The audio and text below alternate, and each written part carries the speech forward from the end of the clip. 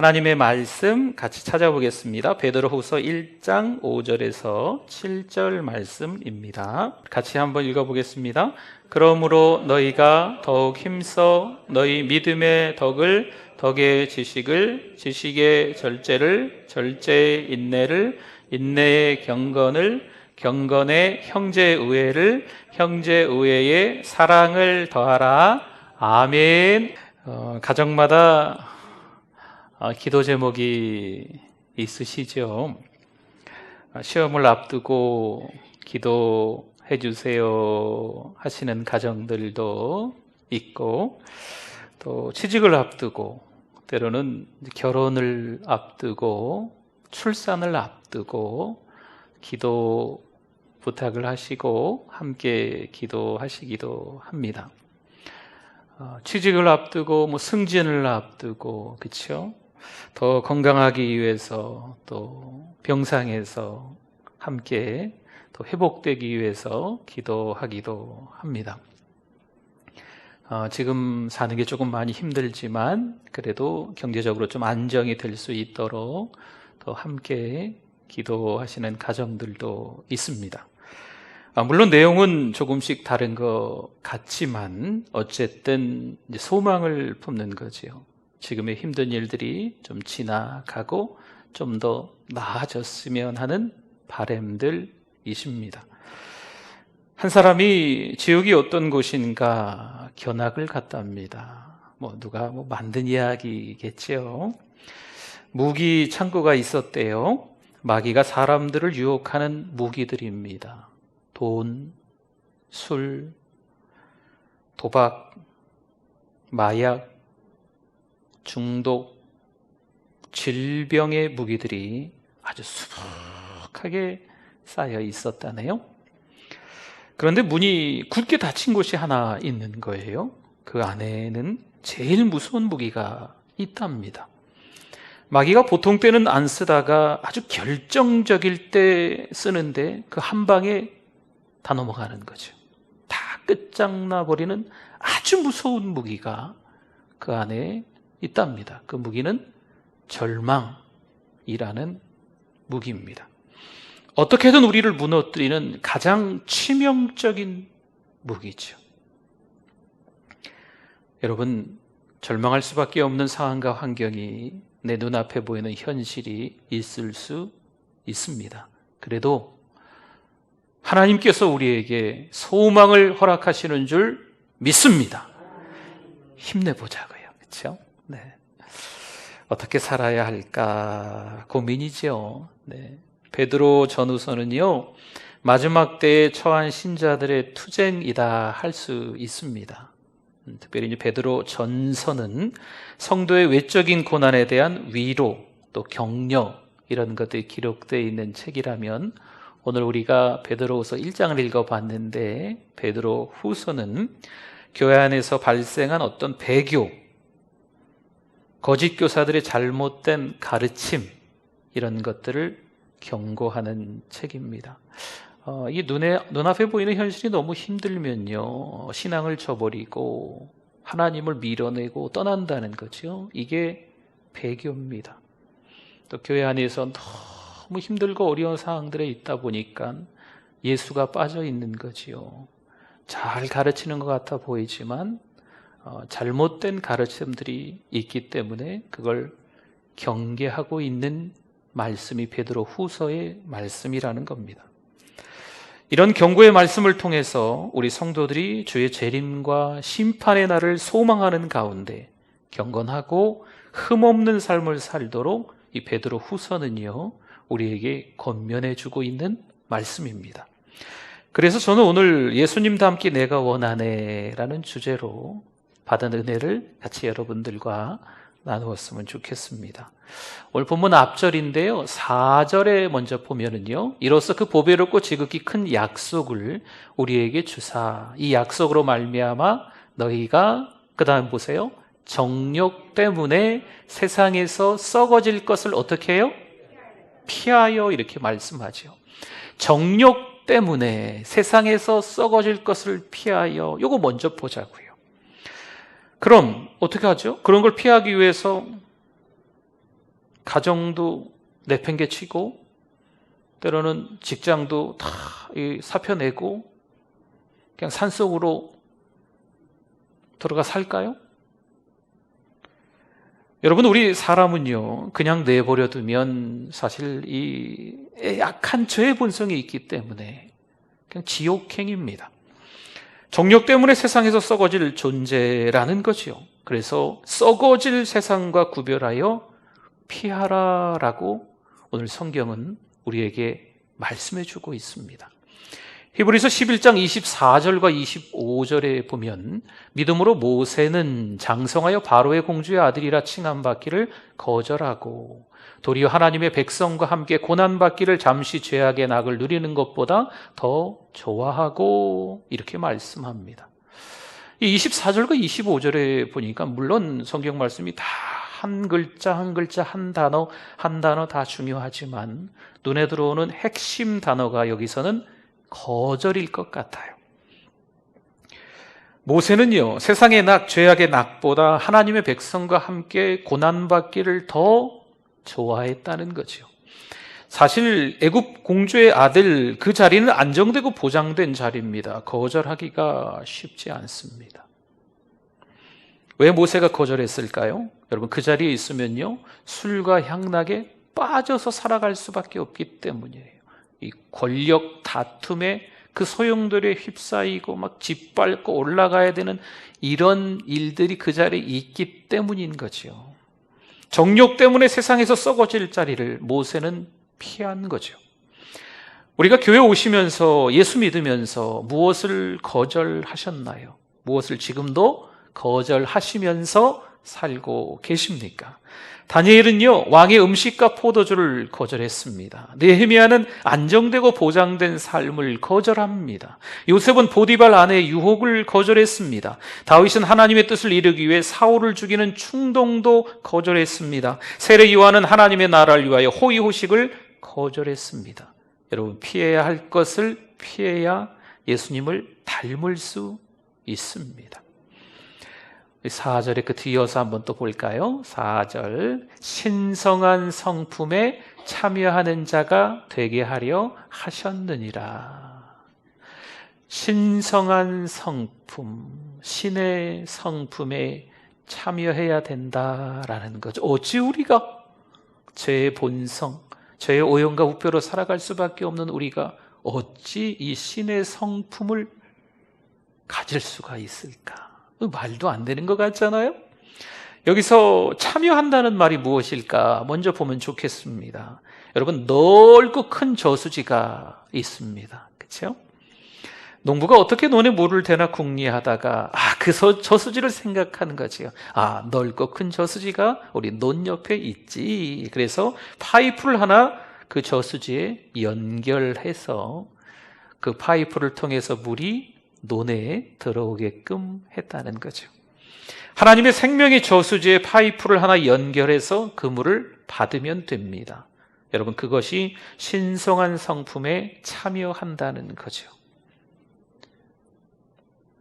로마서 6장 11절 말씀 한번 봅시다. 이와 같이 너희도 너희 자신을 죄에 대하여는 무슨 자? 죽은 자. 죄에 대하여는 죽은 자요. 그리스도 예수 안에서 하나님께 대하여는 어떤 자? 살아있는 자로 여길지어다. 우리 죄에 대하여는요, 죽은 자. 여전히 우리가 죄로 살아갈 수밖에 없다는 거죠. 이 속성이 악하다는 거예요. 죽은 자이지만 또 예수 그리스도 때문에 하나님께 대하여는 어떤 자? 살아있는 자, 산자로 살 수 있는 것을 깨달으실 수 있기를 바랍니다. 여러분, 이 중요한 말씀입니다. 죄 때문에 죽은 자인데 왜 우리가 살아있는 자로 여겨야 할까라는 거죠. 본래 우리는 죄와 허물로 죽은 자 맞습니다. 그런데 십자가에 죽으신 예수님께서 우리에게 생명을 주신 거죠. 그래서 지금 우리는 살아있는 거예요. 이것을 그리스도와의 연합이라는 표현으로 씁니다. 그러니까 연합한다, 참여한다, 이런 의미예요. 좀 다르게 설명을 해볼까요? 우리나라에 다양한 강들이 있더라고요. 한강도 있고, 낙동강도, 섬진강도, 금강도 있고, 뭐 경호강도 있고 뭐 등등등 여러 강들이 있는데 이 강들이 흘러 강의 이름하고 전혀 상관없이 어디로 다 모일까요? 바다로 모입니다.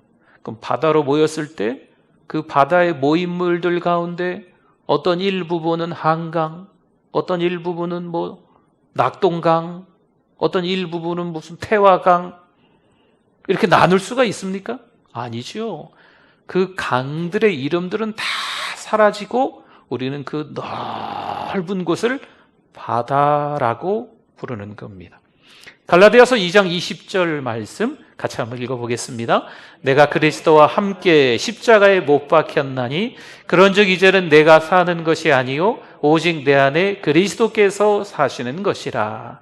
이제 내가 육체 가운데 사는 것은 나를 사랑하사 나를 위하여 자기 자신을 버리신 하나님의 아들을 믿는 믿음 안에서 사는 것이라. 아멘. 본래 나 자신이 물론 있었습니다. 네, 내가 이렇게 시작하잖아요. 갈라디아서 2장 20절 시작이 내가, 그렇죠? 내가, 나 자신이 물론 있었다는 겁니다. 그런데 나는 죽을 수밖에 없는 존재인 거죠. 죄로 똘똘 뭉친 옛자, 아담으로부터 이어지는 그 원죄, 또 우리의 삶 속에서 짓는 자범죄들로 인해서 죄의 오염과 부패로 살아갈 수밖에 없는, 가만히 있으면 그저 천국이 아닌 지옥에 갈 수밖에 없는 우리의 형편을 잘 보여주고 있다는 겁니다.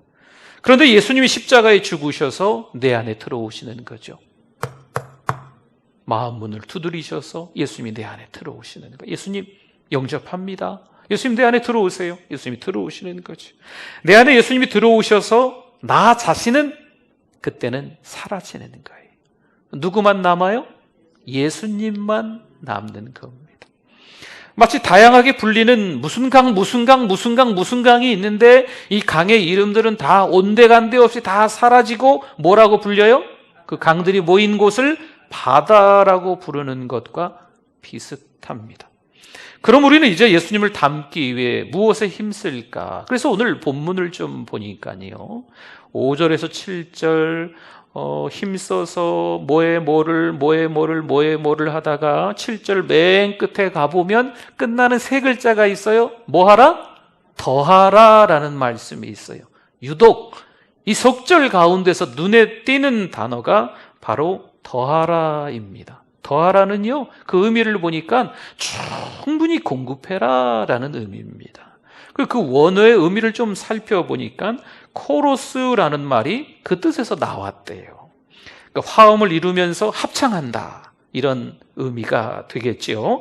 믿음으로 시작해서 사랑으로 마치는 이 8가지가 화음을 잘 이루어서 합창을 해야 된다는 거죠. 이 8가지가 잘 조화를 이루어서 하모니 잘, 네, 아름답게 잘 이루어서 합창이 돼야 된다는 거예요.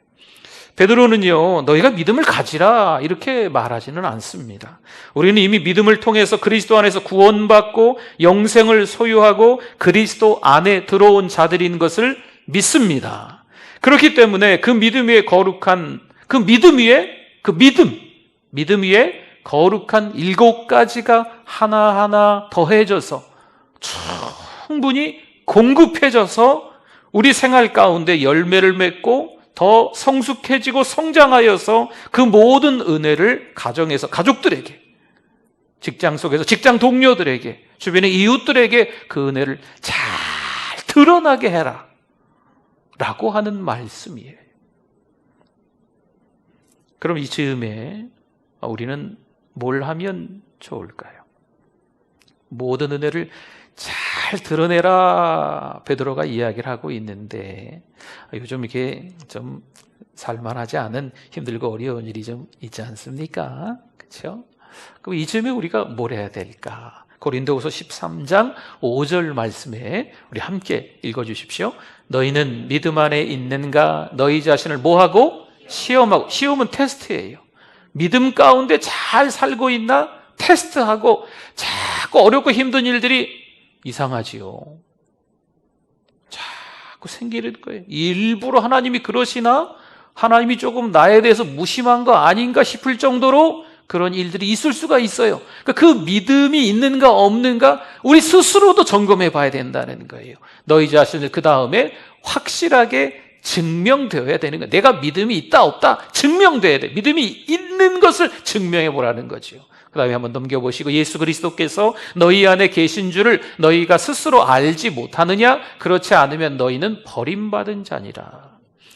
우리가 믿음을 점검을 해봐서 내 안에 예수 그리스도가 계신 것을 깨달아야 될 줄 믿습니다. 이게 중요한 말씀이에요. 여러분, 바다는 늘 잔잔하지 않습니다. 큰 풍랑이 일 때도 있어요. 일기예보상에 전혀 비가 안 온다고 했는데 비가 올 때도 있잖아요. 그렇죠? 당황스러울 정도로 힘들고 어려운 일들이 전혀 예상하지 않았는데 그 예상 밖의 일들이 막 몰아칠 때가 있다는 거지요. 그럼에도 불구하고 우리가 믿음이 있으면, 내 안에 하나님이 계신 걸, 주님이 계신 걸 깨달으면 이길 수 있다 없다? 있다. 승리할 수 있는 줄 믿습니다. 그 말씀이에요. 그 말씀. 그래서 좀 자세하게 좀 풀어보면 오늘 본문 5절에서 7절이 되거든요.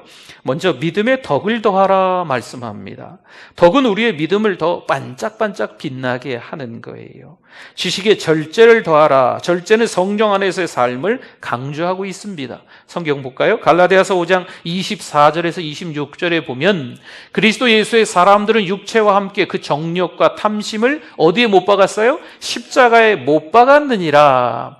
만일 우리가 성령으로 살면 또한 성령으로 행할지니 헛된 영광을 구하여 서로 노엽게 하거나 서로 투기하지 말지니라. 이렇게 말씀이 이어지고 있습니다. 절제는요, 자신의 정욕을 제어한다라는 말입니다.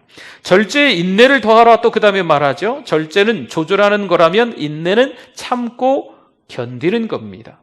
마지막 때에 특히 신자들은 무엇보다 그래서 인내가 필요한 거예요. 요즘 살면서 이야, 이거 뭐 무슨 일이 뭐 이렇게 전 세계적으로 막 있지? 뭐 이렇게 생각 들지 않으세요? 네. 뭐 어떤 나라가 어떻대, 뭐 어떤 나라가 어떻대, 어떠한 나라들이 막 불나고 뭐 어떻대, 뭐 어떤 나라가 뭐 이렇게 뭐 가라앉고 있대, 그렇죠. 뭐 아프간도 참 마음 아픈 얘기도 들리고, 홍콩, 뭐 미얀마, 뭐 여러 나라들에 우리가 기도해 드려야 될 그런 제목들이 막 있지 않습니까? 이때에 뭐가 필요하느냐? 인내가 필요한 거예요. 인내하지 않으면 배교합니다. 인내하지 않으면 신앙을 잃어버려요. 함께 더불어 은혜 가운데 계속 은혜를 받고 은혜를 나누고 은혜를 드러내야 되는데 이 은혜 받는 게 어느 날 뚝 끊치면요, 하나님과 전혀 상관없는 삶을 살 수밖에 없다는 거죠. 그래서 힘들고 어려운 일이 있어도 뭐 해야 된다? 인내해야 된다라는 말씀입니다. 그 다음에 인내의 경건을 더하라 말씀하지요. 하나님을 경외하기에 우리는 그래서 인내하는 거예요. 경건의 형제우애를 더하라 말씀합니다. 여러분, 우리가 형제에 대한 기대가 너무 큽니다. 그러니 형제에 대해서 원망과 시비를 늘어놓는 거죠. 이 가까운 사람들끼리 어떤 기대감, 이 바램들이 있어요. 가족들끼리, 그렇죠? 아주 가까운 또 성도들끼리도 그렇고, 직장에서 어떤 아주 가까운 누구와의 관계 속에서도 이 기대감들이 있어 그런지 더 원망하게 되고 더 시시비비를 나누게 되는 것 같습니다. 한 가지 더 보면 마지막으로 형제 우애에 뭘 더해라? 사랑을 더하라. 마지막으로 이렇게 믿음서부터 사랑까지 이야기를 합니다. 함께 사는 사람들과 사랑하며 살아야 된다라는 거죠. 여러분, 부부 또 부모와 자녀 또 주변의 이웃들과 직장 동료들과 당연히 성도와 성도 사이에 사랑을 더하면서 사실 수 있기를 축원합니다.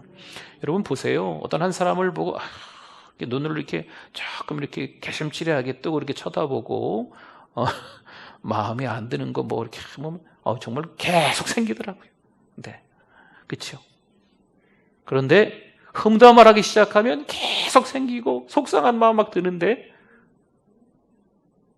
은혜 받은 내가 사랑하는 마음을 가지면 그러한 것들이 조금씩 더 생겨나게 될 줄 믿습니다.